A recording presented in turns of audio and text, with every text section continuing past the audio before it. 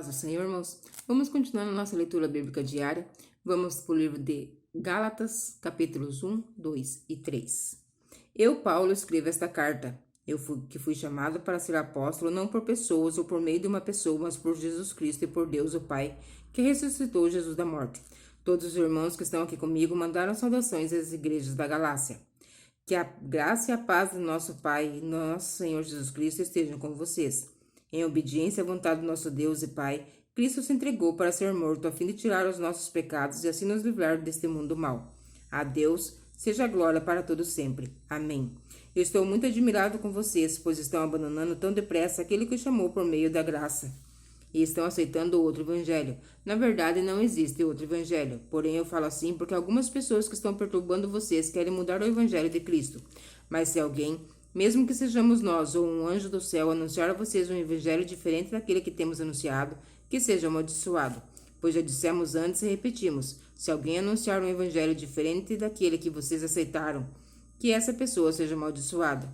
Por acaso eu procuro a aprovação das pessoas? Não, o que eu quero é a aprovação de Deus. Será que agora eu estou querendo agradar as pessoas? Se estivesse, eu não seria servo de Cristo. Meus irmãos, eu afirmo a vocês que o evangelho que eu anuncio não é uma invenção humana. Eu não o recebi de ninguém e ninguém o ensinou a mim, mas foi o próprio Jesus Cristo que o revelou para mim. Vocês ouviram falar de como eu costumava agir quando praticava a religião dos judeus. Sabem como eu perseguia sem dó nem piedade a igreja de Deus e fazia de tudo para destruí-la. Quando praticava essa religião, eu estava mais adiantado do que a maioria dos meus patrícios da minha idade, e seguia com mais zelo do que eles as tradições dos meus antepassados. Porém, Deus, a sua graça, me escolheu antes mesmo de eu nascer, e me chamou para servi-lo. E quando ele resolveu revelar a mim o seu filho, a fim de que eu anunciasse aos não-judeus a boa notícia a respeito dele, eu não fui pedir conselhos a ninguém, e também não fui até Jerusalém para falar com aqueles que eram apóstolos antes de mim. Pelo contrário, fui para a região da Arábia e depois voltei para Damasco. 3 anos depois, fui até Jerusalém para pedir informações a Pedro e fiquei 2 semanas com ele. Então falei com nenhum outro apóstolo, a não ser com Tiago, irmão do Senhor. O que eu estou escrevendo a vocês é verdade. O Deus sabe que não estou mentindo. Depois fui para as regiões da Síria e da Cilícia. Durante esse tempo, as pessoas das igrejas da Judéia não me conheciam pessoalmente. Elas somente tinham ouvido que os outros diziam: aquele que antes nos perseguia está anunciando agora a fé do nosso passado, que o nosso passado tentava destruir, e louvavam a Deus por minha causa. Capítulo 2. 14 anos depois, eu voltei para Jerusalém com Barnabé e levei Tito comigo. Voltei para lá porque Deus me revelou que eu devia fazer isso. Ali, uma reunião particular com os líderes da igreja, eu expliquei a eles a mensagem do evangelho que anuncia aos não-judeus. Eu não queria que o trabalho que tinha feito e estava fazendo fosse um trabalho perdido. Tito estava comigo, mas ele não foi obrigado a circuncidar-se, embora ele não seja judeu. Porém, alguns tinham se juntado ao nosso grupo, fazendo de conta que eram irmãos na fé, e queriam circuncidá-lo. Eram homens que tinham entrado para o grupo como espiões a fim de espiar a liberdade que temos por estarmos unidos com Cristo Jesus e para nos tornar escravos de novo. Mas em nenhum momento nós cedemos, pois queríamos que vocês tivessem o verdadeiro evangelho. E aqueles que pareciam ser os líderes da igreja, digo isso porque para mim não importa o que eles eram, pois Deus não julga pela aparência.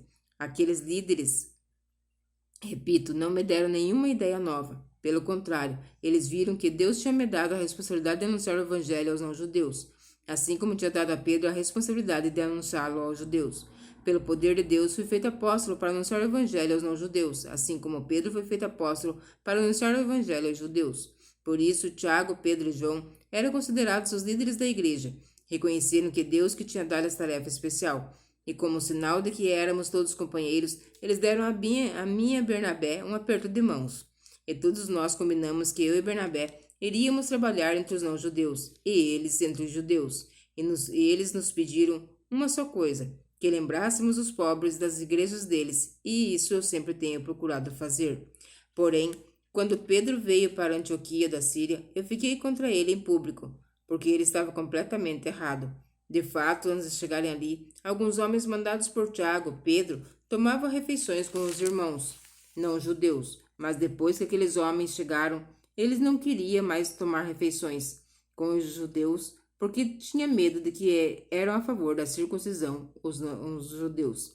E também os outros irmãos judeus começaram a agir como hipócritas, do mesmo modo que Pedro e até Bernabé se deixou levar pela hipocrisia deles. Quando vi que eles não estavam agindo direito, de acordo com a verdade do Evangelho, eu disse a Pedro na presença de todos: Você é judeu, mas não está vivendo como judeu, e sim como não-judeu. Então, como é que você quer obrigar os não-judeus a viverem como judeus? O fato é que nós somos judeus de nascimento, e não pecadores não-judeus, como eles são chamados. Mas sabemos que todos são aceitos por Deus somente pela fé em Jesus Cristo, e não por fazerem o que a lei manda. Assim nós também temos crido em Cristo Jesus, a fim de sermos aceitos por Deus pela nossa fé em Cristo, e não por fazermos o que a lei manda. Pois ninguém é aceito por Deus por fazer o que a lei manda. Ao procurarmos ser aceitos por Deus por estarmos unidos com Cristo, fica claro que somos pecadores como os não-judeus. Mas será que isso quer dizer que Cristo trabalha em favor do pecado? Claro que não. Se eu, depois de ter destruído a lei, começar a construí-lo de novo como meio de ser aceito por Deus, aí sim fica claro que eu havia quebrado a lei. Pois quanto à lei, estou morto pela própria lei, a fim de viver para Deus. Eu fui morto com Cristo na cruz. Assim já não sou eu quem vive, mas Cristo é quem vive em mim. E esta vida que vivo agora, eu vivo pela fé no Filho de Deus que me amou e se deu a si mesmo por mim. Eu me recuso a rejeitar a graça de Deus, pois se é por meio da lei que as pessoas são aceitas por Deus, então a morte de Cristo não adiantou nada. Capítulo 3. Ó Gálatas sem juízo, quem foi que enfeitiçou vocês? Na minha pregação a vocês, eu fiz uma descrição perfeita da morte de Jesus Cristo na cruz. Por assim dizer, vocês viram Jesus na cruz. Respondam somente isto. Vocês receberam o Espírito de Deus por terem feito o que a lei manda, ou por terem ouvido a mensagem do Evangelho e terem crido nela. Como é que vocês podem ter tão pouco juízo? Vocês começaram a sua vida cristã pelo poder do Espírito de Deus, e agora querem ir até o fim pelas suas próprias forças. Será que as coisas pelas quais vocês passaram não serviram para nada? Não é possível. Será que quando Deus dá o seu Espírito e faz milagres entre vocês, é porque vocês fazem o que a lei manda? Não será que é porque vocês ouvem a mensagem e creem nela? Lembrem do que as Escrituras Sagradas dizem a respeito de Abraão. Ele creu em Deus e por isso Deus o aceitou. Portanto, vocês devem saber que os verdadeiros descendentes de Abraão são os que têm fé. Antes que isso acontecesse, as Escrituras viram que Deus ia aceitar os não-judeus por meio da fé. Por isso, antes de chegar a tempo, elas anunciaram a boa notícia a Abraão, dizendo: Por meio de você, Deus abençoará todos os povos. Abraão creu e foi abençoado. Portanto, todos os que creem são abençoados, como ele foi. Os que confiam na sua obediência à lei estão debaixo da maldição de Deus, pois as Escrituras Sagradas dizem: Quem não obedece sempre a tudo que está escrito no livro da lei está debaixo da maldição de Deus. É claro que ninguém é aceito por Deus por meio da lei, pois as Escrituras dizem: Viverá aquele que por meio da fé é aceito por Deus. Mas a lei não tem nada a ver com a fé. Pelo contrário, como dizem as Escrituras, viverá aquele que fizer o que a lei manda. Porém, Cristo, tornando-se maldição por nós, nos livrou da maldição imposta pela lei. Como dizem as Escrituras, maldito todo aquele que for pendurado numa cruz. Cristo fez isso para a bênção que Deus prometeu a Abraão, seja dada por meio de Cristo Jesus aos não-judeus, e para que todos que nós recebamos por meio da fé o Espírito que Deus prometeu. Meus irmãos, vou usar um exemplo da vida diária. Quando duas pessoas combinam alguma coisa e assinam um contrato, ninguém pode quebrá-lo ou acrescentar qualquer coisa a ele, pois Deus fez as suas promessas a Abraão, ao seu descendente. Quando as Escrituras dizem que Deus fez as suas promessas a Abraão e à sua descendência, elas não querem dizer que se trata de muitas pessoas, mas de uma só, isto é, Cristo.